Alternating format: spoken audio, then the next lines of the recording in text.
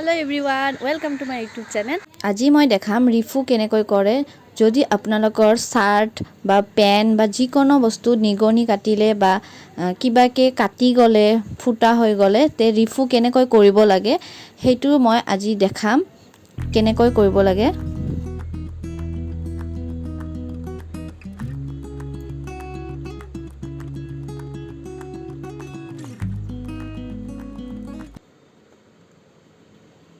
প্ৰথমে মই সূতা লগাই লৈছো আৰু তাৰ পিছত মই দেখাইছো যে কেনেকৈ চিলাব লাগে। এতিয়া মই দেখাইছো যে কাস্টমাৰৰ কাপোৰটো ভুলতে কাটা খাই গৈছে আৰু এইটো মই ৰিফু কেনেকৈ কৰিম। আপোনালোকে মোৰ ভিডিঅটো স্কিপ নকৰিব, শেষলৈ চাব।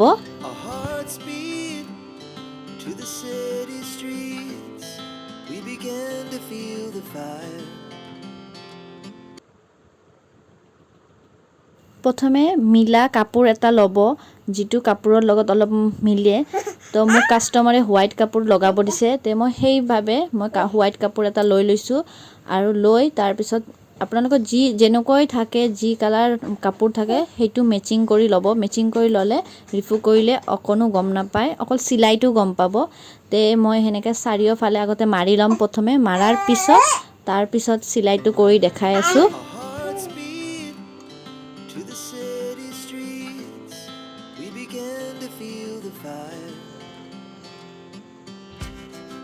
We rise like tall buildings as the chemicals they take us higher. The night's young and it's just begun as she puts her hand in mine. We wanna chase the night, wanna dance to the light, pull stars from the sky just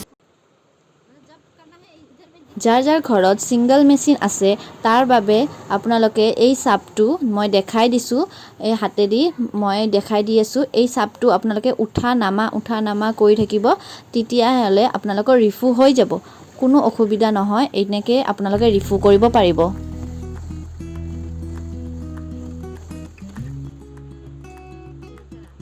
আৰু double মেচিনৰ বাবে আপোনালোকে দেখিছে মই চাপটো কেনেকৈ উঠা নামা কৰি আছো।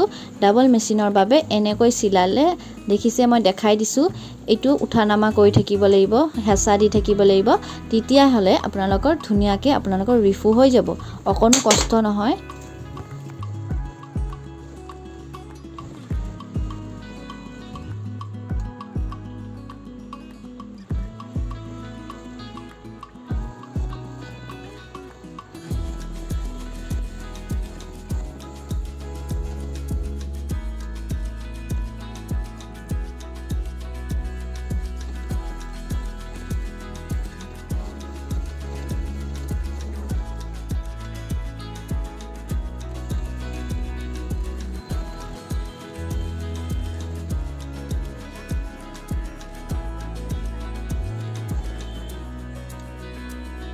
চাৰিওফালে আপোনালোকে বাৰে বাৰে এনেকৈ কৰি থাকিলে আপোনালোকৰ ৰিফুটো ধুনীয়াকৈ হ'ব। আৰু এটা সাইডৰ পৰা এবাৰ আৰু আন সাইডৰ পৰা এবাৰ এনেকৈ বাৰে প্ৰতি কৰিলে ৰিফুটো দেখাটো ধুনীয়া হ'ব। আৰু ফুল টাইপৰো কৰিব পাৰে বা স্কুৱেৰ টাইপৰো কৰিব পাৰে, এইটো আপোনাৰ ওপৰত কথা।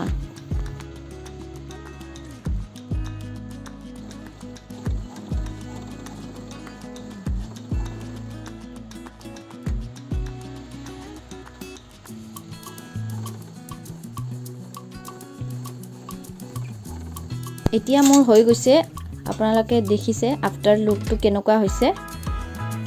এনেকৈ আপোনালোকৰো যদি কাপোৰবোৰ মৰম লগা কাপোৰ, আপোনালোকৰ বহুত মনৰ প্ৰিয় কাপোৰবিলাক যদি বেয়া হৈ যায় তেতিয়াহ'লে আপোনালোকে এনেকৈ চিলাই ল'ব পাৰিব।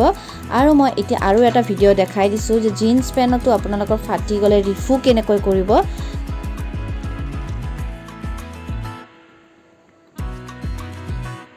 এনেকৈ আপোনালোকে এটা টুকুৰা কাপোৰ মিলা লৈ ল'ব। যিকোনো কাপোৰ হ'ল অলপ মেচিং হ'লে হ'ল, অকল সূতাটো আপোনালোকে মেচিং কৰি ল'ব আৰু কাপোৰটো অলপ মেচিং হ'লে হৈ যাব।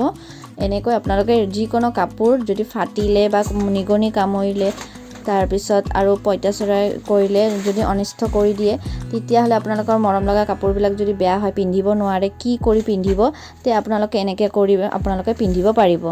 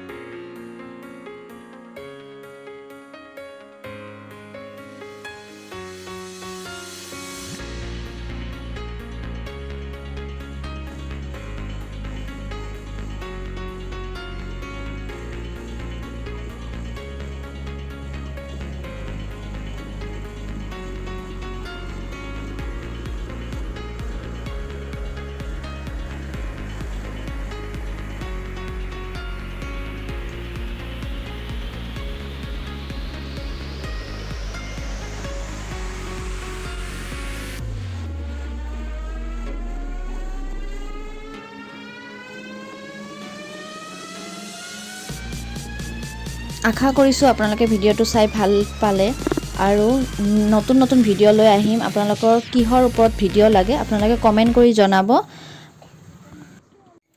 যদি আপোনালোকক ভিডিঅ'টো ভাল লাগিছে লাইক শ্বেয়াৰ কমেণ্ট ছাবস্ক্ৰাইব কৰি দিব আকৌ নতুন ভিডিঅ'লৈ লগ পাম তো বাই বাই